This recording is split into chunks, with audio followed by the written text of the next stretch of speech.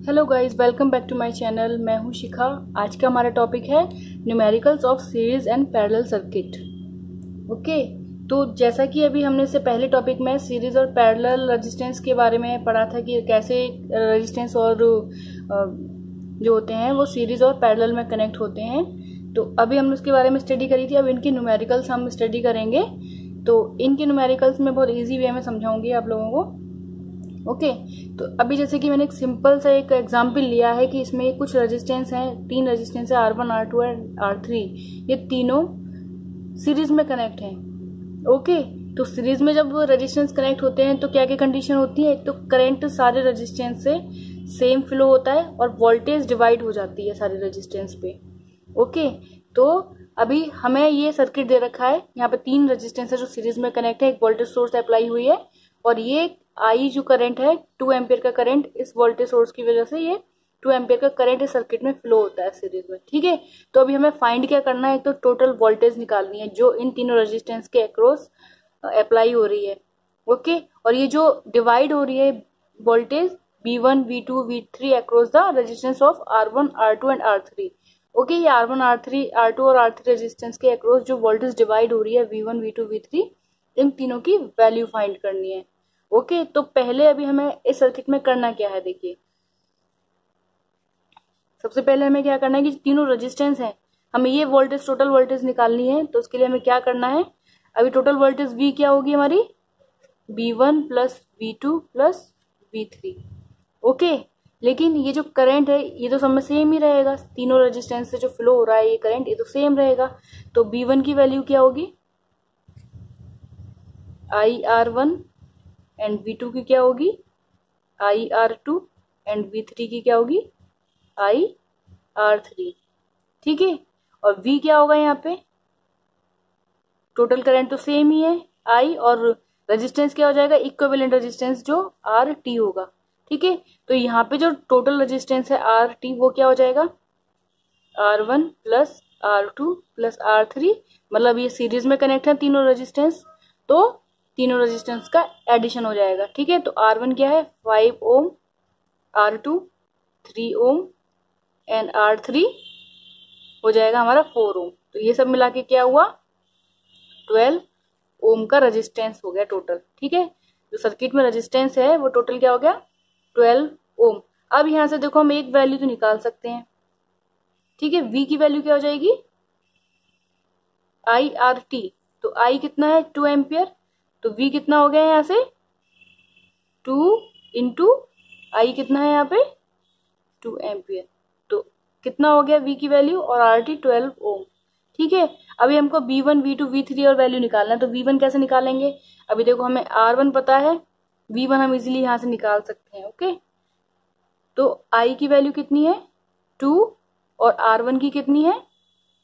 5। तो कितना हो गया ये? 10 वोल्टेज। ठीक है, R1 की वैल्यू कितनी है? 5 ओम, तो हमने यहाँ पे R1 की वैल्यू पुट कर दी। अब V2 निकालने के लिए क्या करेंगे? R2 हमें पता है 3 ओम और I की वैल्यू तो सेम है, तो 2 इंटू 3, तो कितना हो गया? 3 2 6 वोल्ट। ओके, और V3 क्या है? 2 इंटू 4 मीन्स 4 2 8 वोल्ट। ओके, अभी आप इन तीनों को काउंट कर लें। अभी कितना हो गया? 24 ओम, सॉरी 24 वोल्ट। ओके, अभी V1, V2, ये जो हमारा V है ये किसके इक्वल हो जाएगा? V1 plus V2 plus V3। अब इसको आप वेरीफाई भी कर सकते हैं कि हमारा आंसर ठीक है या नहीं। अभी देखिए, इन सबको हम जोड़ेंगे तो इन सबका जो सम है वो 24 वोल्ट के ही इक्वल आएगा। काउंट, तो ये जो 24 है V इजिकल टू किसके है? V1 plus V2 plus V3 के। तो ये 24 है, ये तीनों वोल्टेज सोर्स के एडिशन के भी इक्वल आना चाहिए। ठीक है, अब V1 और V2 V3 की वैल्यू को अगर हम ऐड करते हैं 10, 6 और 8 को ऐसे करके 24, 10, 6 और 8 V1, V2, V3 को ऐड करते हैं तो ये टोटल वोल्टेज के ही इक्वल आना चाहिए इसका ये। ठीक है, तो कितना हो गया? 24 इक्वल्स टू 24, मतलब ये हमारा आंसर ठीक है।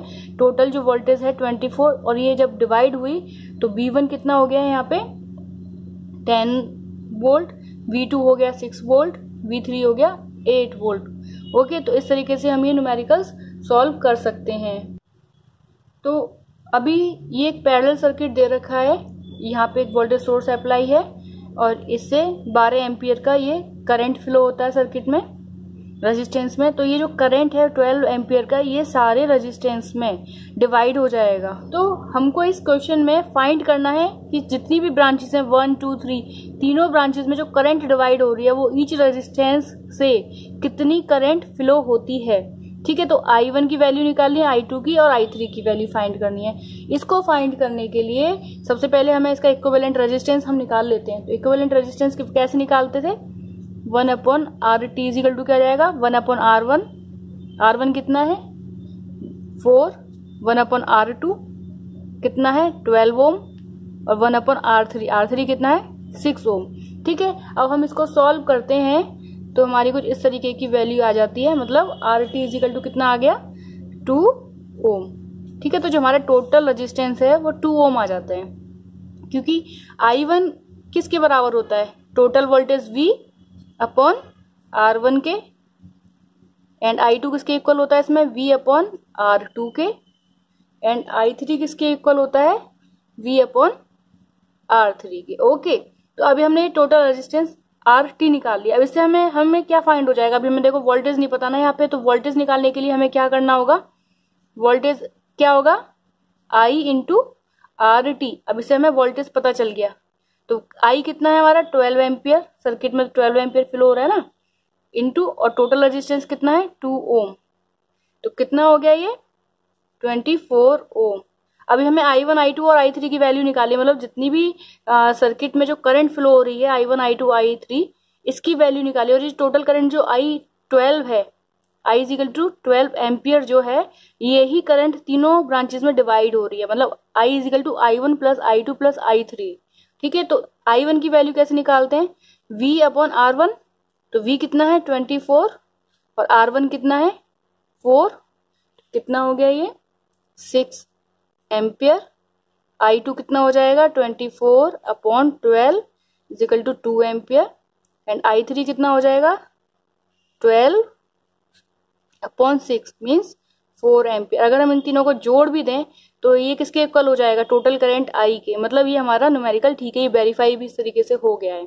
ठीक है, तो इस तरीके से हम डिफरेंट ब्रांचेस में, अलग अलग ब्रांचेस में करंट की वैल्यू भी फाइंड कर सकते हैं पैरेलल सर्किट में। Okay, next question. अभी एक सर्किट दे रखा है, ठीक है, इसमें 3 रेजिस्टेंस, ये तीनों रेजिस्टेंस आपस में पैरेलल में कनेक्ट हैं और ये दोनों रेजिस्टेंस आपस में पैरेलल में कनेक्ट हैं। अभी हमको इस सर्किट में करना क्या है, क्या फाइंड करना है, इस पूरे सर्किट का इक्विवेलेंट रेजिस्टेंस हमको फाइंड करना है। ठीक है, उसके लिए हमें क्या करना होगा, सबसे पहले ये वाला इतना सर्किट सॉल्व करना होगा, फिर ये वाला सर्किट सॉल्व करना होगा। उसके बाद दोनों हमारे जो रेजिस्टेंस हैं, इसका इक्विवेलेंट और इसका इक्विवेलेंट, ये दोनों हमारे सीरीज में कनेक्ट हो जाएंगे। फिर इन दोनों का रिजल्टेंट जो आएगा वो हमारा फाइनल रेजिस्टेंस होगा। ठीक है, तो कैसे करते हैं, सबसे पहले इतने एरिया को सॉल्व करते हैं, ये वाले सर्किट को। तो ये तीनों आपस में पैरेलल में कनेक्ट हैं, तो ये क्या हो जाएगा 1/R, यहाँ से टोटल कितना हो जाएगा 1/4 प्लस 1/8 प्लस 1/4। तो ये कितना हो गया हमारा, हम इसको सॉल्व करते हैं तो ये कितना हो गया हमारा 5/8 ओम। ठीक है, तो R कितना हो गया यहाँ पे, R की वैल्यू कितनी होगी 1.6 ओम। ठीक है, तो यहां से ये जो हमने R फाइंड किया इस पूरे सर्किट को सॉल्व करने के बाद, ठीक है, तो ये कितना हो गया रेजिस्टेंस टोटल 1.6 ओम। ठीक है, ये मान लिया हमने, यहाँ से R1 मान लिया, इतने एरिया को हमने सॉल्व करने पे R1 मान लिया। अब बात करते हैं इस पूरे रेजिस्टेंस को सॉल्व करने के लिए R2 की वैल्यू कैसे निकालेंगे। तो क्या हो जाएगा यहाँ से 1/R2, क्या हो जाएगा यहाँ से इतने को सॉल्व करते हैं तो, ठीक है, हमने इस पूरे रेजिस्टेंस को R1 मान लिया, इस पूरे को मान लिया R2। अब ये R2 की वैल्यू हम कैसे निकालेंगे, तो 1/R2 इजिकल टू 1/6 प्लस 1/24।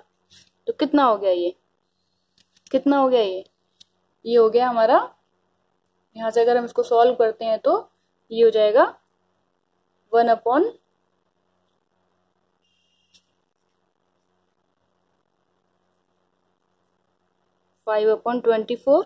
तो R2 जो है ये कितना हो गया, यहाँ से ये हो गया हमारा 4.8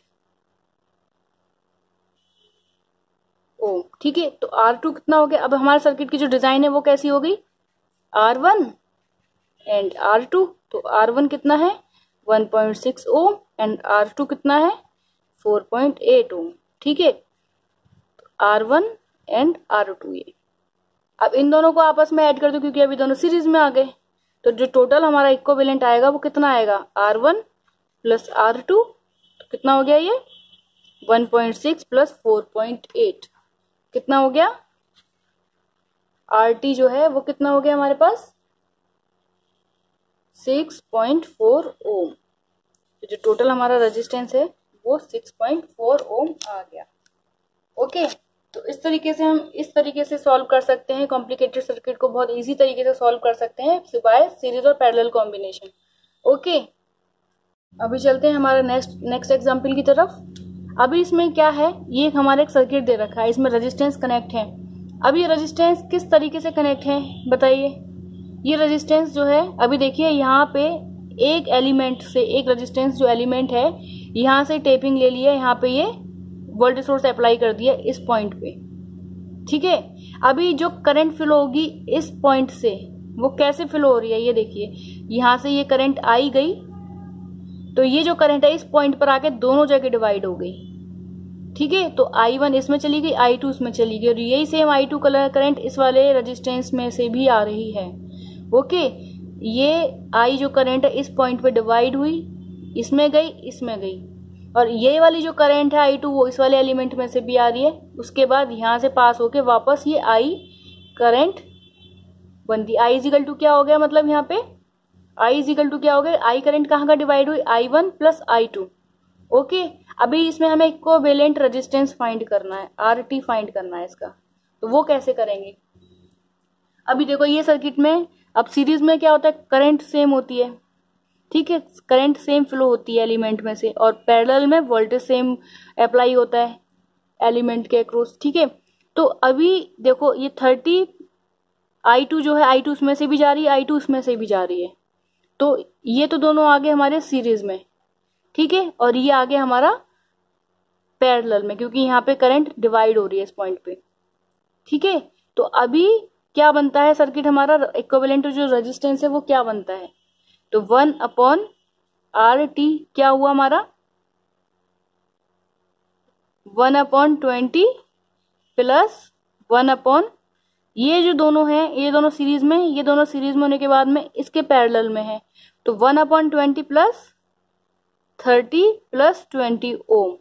मतलब ये दोनों सीरीज में, ये दोनों जो सीरीज में, इसके बाद ये आपस में कनेक्ट है 20 ओम पे। अब हम इसको इस तरीके से और इजी तरीके से बना सकते हैं, ये हो गया हमारा ये वाला रेजिस्टेंस 20 ओम। ठीक है, अब ये जो है हमारा क्या हो गया, इसको हमने और सिंपल तरीके से बना लिया। तो यहाँ पे ये जो है वोल्टेज V अप्लाई है। ठीक है, ये पॉइंट है A, ये पॉइंट है B, तो ये जो करंट यहाँ से I जा रही है, ये यहाँ पे I1 है, ये जो I1 है ये 20 ओम से जा रही है, और ये I2 है 30 और 20 ओम से होकर जा रही है। तो क्या हो गया 30 प्लस 20 ओम, तो ये आपस में सीरीज में कनेक्ट है और ये पैरेलल में है। ये जो इनका जो रिजल्टेंट है ये इसके पैरेलल में है।